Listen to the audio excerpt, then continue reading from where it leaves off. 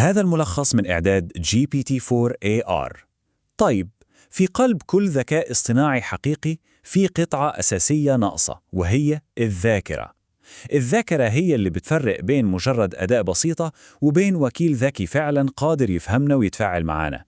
النهاردة خلونا نكتشف مع بعض أسرار ذاكرة الوكلاء دي. كلنا مرينا بالموقف المحبط ده، صح؟ إننا نضطر نعيد ونزيد نفس الكلام لمساعد الذكاء الاصطناعي كل شوية. تحس كأنك بتتكلم مع واحد بينسى كل حاجة قلتها من ثانيتين. التجربة دي بالذات هي المشكلة اللي مفهوم ذاكرة الوكيل أو Agent Memory جاي علشان يحلها. وهنا بقى بيوضح الفرق الكبير. شوفوا، حواراتنا إحنا كبشر بتعتمد على السياق، بنبني على الكلام اللي اتقال قبل كده، فالحوار بيكون طبيعي وسلس. على الناحية التانية، الذكاء الاصطناعي اللي بنسميه stateless AI، يعني عديم الحالة، بيبدأ من الصفر كل مرة بتكلمه كأنها أول مرة، بينسى كل حاجة، وده اللي بيخليه التجربة مملة ومحبطة. هي دي بالظبط المشكلة. طيب إيه الحل؟ الحل من حيث المبدأ بسيط جدا، إننا نصمم وكلاء عندهم ذاكرة قريبة من ذاكرتنا البشرية. يعني بدل ما الوكيل يكون صفحة بيضة كل مرة، لا، إحنا نديله القدرة إنه يفتكر ويتعلم ويبني على حواراتنا اللي فاتت. وهنا الموضوع بيتشعب شوية. الموضوع مش مجرد نوع واحد من الذاكرة. زينا بالظبط، الوكلاء محتاجين نظام ذاكرة مزدوج. عندنا أول حاجة الذاكرة قصيرة المدى أو short term memory، ودي نقدر نشبهها بمسودة مؤقتة بنكتب عليها ملاحظات سريعة. وعندنا الذاكرة طويلة المدى أو long term memory، ودي بقى أشبه بمكتبة ضخمة ودائمة للمعلومات. الذاكرة قصيرة المدى بتشتغل للجلسة الحالية بس، وبتتخزن في حاجة اسمها context window أو نافذة السياق الخاصة بالنموذج اللغوي. أما الذاكرة طويلة المدى فدي بتفضل موجودة على طول، وبتتخزن في قواعد بيانات خارجية مخصوصة اسمها vector databases. خلونا نبدأ بالنوع الأول، الذاكرة العاملة للوكيل، أو زي ما سميناها المسودة. دي ذاكرة اللحظة الحالية اللي بيحصل دلوقتي حالاً. الذاكرة قصيرة المدى دي هي ببساطة المعلومات اللي النموذج اللغوي بيحتفظ بيها جوه حاجة اسمها context window أو نافذة السياق خلال حوارنا الحالي. ممكن نفكر فيها على إنها مساحة التركيز أو الانتباه اللحظي للذكاء الاصطناعي. الذاكرة دي بتحتفظ بآخر رسائل، الردود، وحتى نتائج الأدوات اللي استخدمها الوكيل. بس في مشكلة، ساعتها محدودة حتى في أحدث النماذج اللي عندها سياق طويل.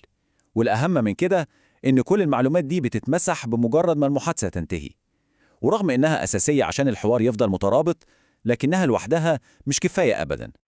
وهو ده اللي بياخدنا للمكون التاني والأقوى بكتير، مكتبة المعرفة الخاصة بالوكيل.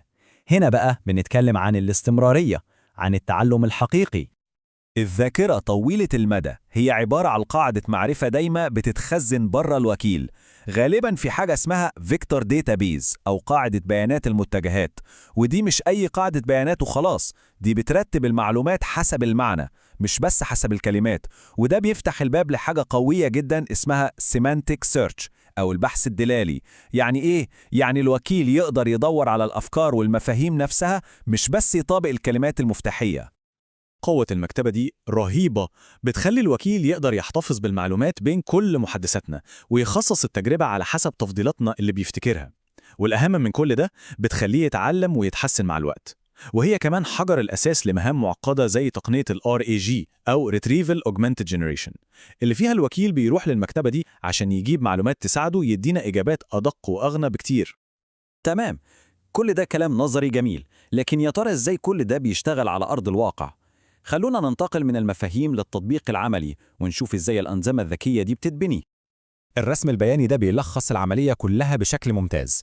العملية بتبدأ لما المستخدم يبعت طلب، الوكيل بيستقبل الطلب ده، وقبل ما يرد بياخد لحظة ويرجع لذاكرته بنوعيها القصيرة والطويلة، وبناء على المعلومات دي بيقدر يصيغ رد ذكي وفاهم السياق.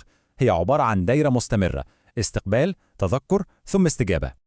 خلونا ناخد مثال عملي من جوجل ايجنت ديفلوبر كيت أو اختصاراً ADK. الإطار ده بيقسم العملية لثلاث مكونات بسيطة جداً. أول حاجة السيشن، ودي ببساطة المحادثة الحالية. تاني حاجة الستيت، ودي هي المسودة المؤقتة اللي اتكلمنا عليها، يعني بيانات الجلسة دي بس. وآخر حاجة الميموري سيرفيس، وده يعتبر حلقة الوصل بين الوكيل وبين مكتبة المعرفة بتاعته اللي هي ذاكرة طويلة المدى. ولو بصينا على إطار عمل تاني مشهور زي لانج تشين، هنلاقي أدوات شبهها. عندهم أداة اسمها Chat Conversation History، ودي بتدي للمطورين تحكم يدوي كامل في تتبع الحوار. وعندهم أداة تانية اسمها Conversation Buffer Memory، ودي بتعمل الشغلانة دي بشكل أوتوماتيكي، يعني هي اللي بتحط سجل المحادثة في الطلبات عشان تضمن إن السياق يفضل مستمر. والموضوع بيوصل لمستويات أبعد كمان. أطر العمل المتقدمة زي لانجراف بتاخد المفهوم ده لحتة تانية خالص، بتسمح للوكلاء إنهم يراجعوا حواراتهم اللي فاتت ويحدثوا تعليماتهم الأساسية بنفسهم. ده بيطور عندهم حاجة اسمها procedural memory أو الذاكرة الإجرائية. يعني ببساطة الوكيل مش بس بيفتكر المعلومات، لا ده بيتعلم إزاي يعمل المهام بتاعته بشكل أحسن مع الوقت. طيب، بعد كل التفاصيل التقنية دي ممكن حد يسأل ليه كل ده مهم أصلاً؟ إيه هي الأهمية الحقيقية للذاكرة في عالم الذكاء الاصطناعي؟ الخلاصة في كام نقطة بسيطة. أولاً، الذاكرة هي اللي بتحول الذكاء الاصطناعي من مجرد آلة رد على الأسئلة لشريك حقيقي في الحوار.